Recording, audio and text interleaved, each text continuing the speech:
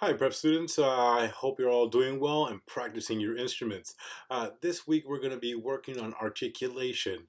For those of you who are not familiar with the word articulation, it's a term we use in music to describe the different ways that we start and play the notes on our instruments.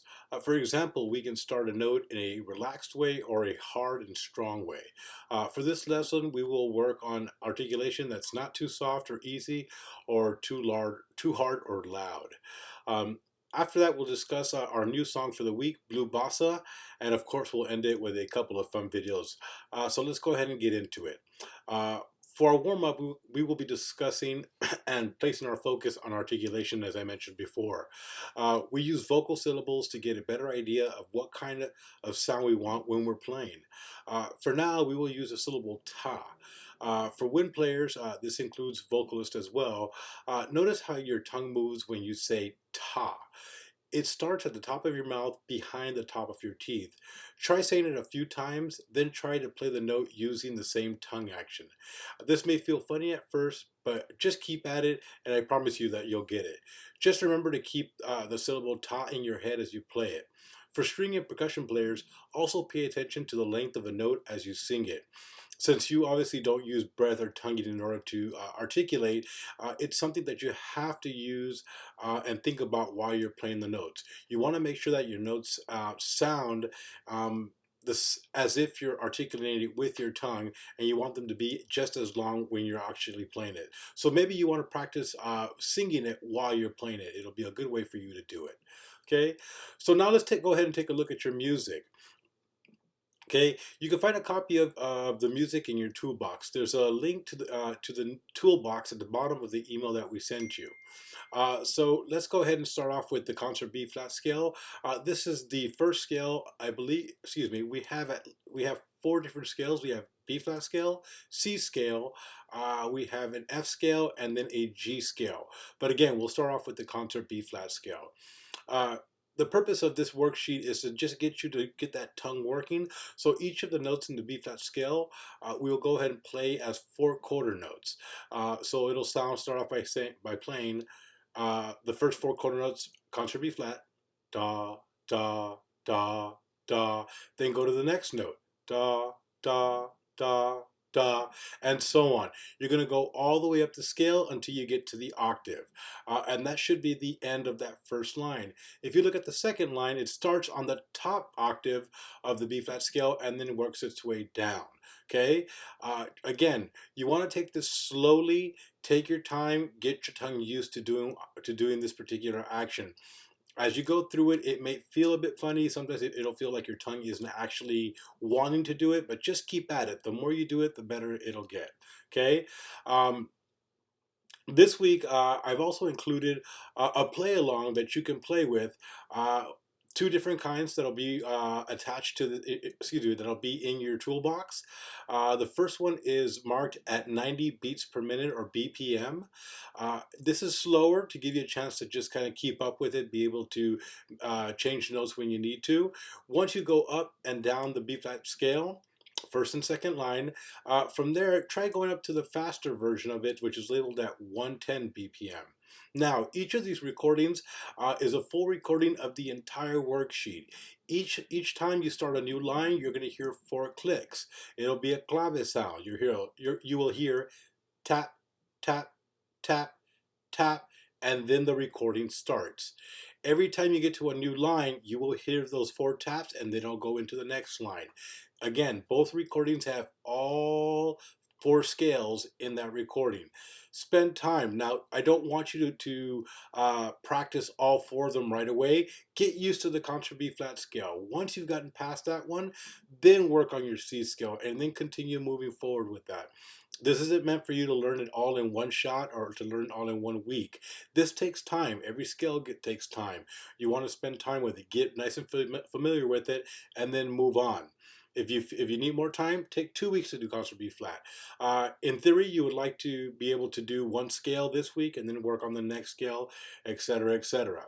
All these warm ups that you'll be getting over the next few weeks, it's going to be the same way. Just use one scale for now, adding on scales as you go along. Go back to the first week's warm up, then go to the third week, second week. Feel free to jump around as you want, but again, take your time, really spend some time. The purpose of a warm up is not to play fast, it's to really give yourself a chance to get better at these different smaller things that are going to make you better as you go along. Okay? All right, so for the song of the week, we're going to be playing Blue Bossa, which is written by Kenny Durham. Uh, it's a bossa nova style song, which is basically a blend of traditional Brazilian song and rhythms with American jazz. Just like our previous lesson, take a moment to listen to the recording of the song. Now, the recording is by Joe Henderson. This is personally one of my favorite recordings of this song, though there's a whole bunch of them.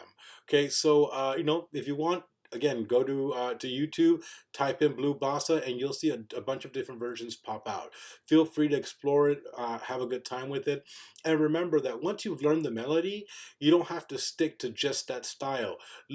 Find a different style of Blue Bossa. Maybe it'll be in a funk way, maybe it'll be done in a Latin way. Whatever version you like, then just add the melody to it. Listen to it and then change it up as you like to. Okay, so once you've listened to the song a few times, start by writing out your notes, and if you need it, write in the positions and the fingerings. Uh, Start to learn the notes in order slowly. Don't worry about the rhythm for now.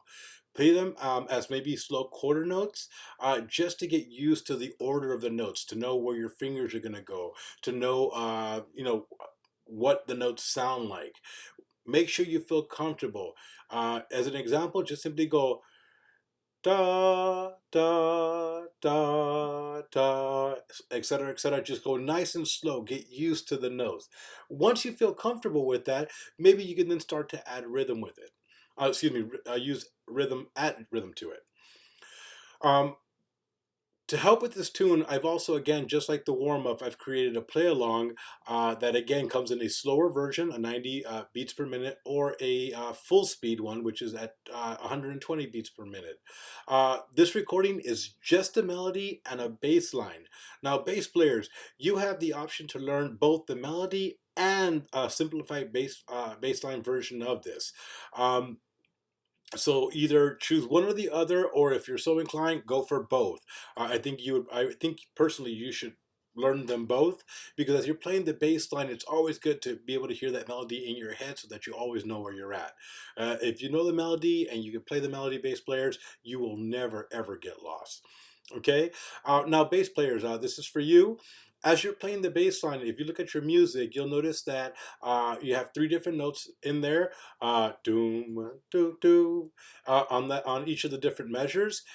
All you're playing is octaves. C, C, C. So you're playing octaves. If you're having a hard time playing the upper octave, just play it all on the same octave.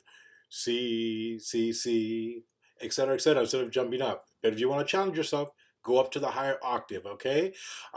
Remember, take it slow, get used to it. This is a chance for you to kind of start exploring the bass just a bit more, okay?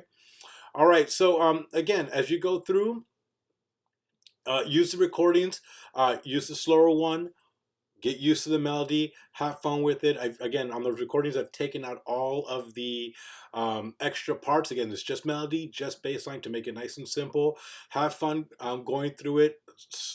Play the slower one, and then from there move on to the up tempo one. I would recommend you go measure by measure, maybe two measures at a time, getting used to them. If you'll notice, a lot of the measures are kind of, the rhythms are the same, are very similar. The notes are what changing. So again, learn the notes, then get to the rhythm.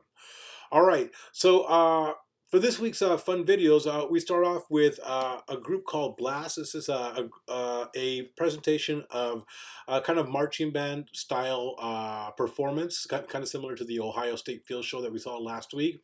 The difference is it's a much smaller group, more theatrical, and it's on a stage. So check that one out. I think it's super cool, super fun. And then the next one is what I like to call an animated stick figure that's done to Mountain King. It's a particular artist who just kind of animated this little stick figure to the music, and I think it's pretty cool. It's just fun and funny overall. So hopefully you'll get a kick out of it as much as I did. Okay.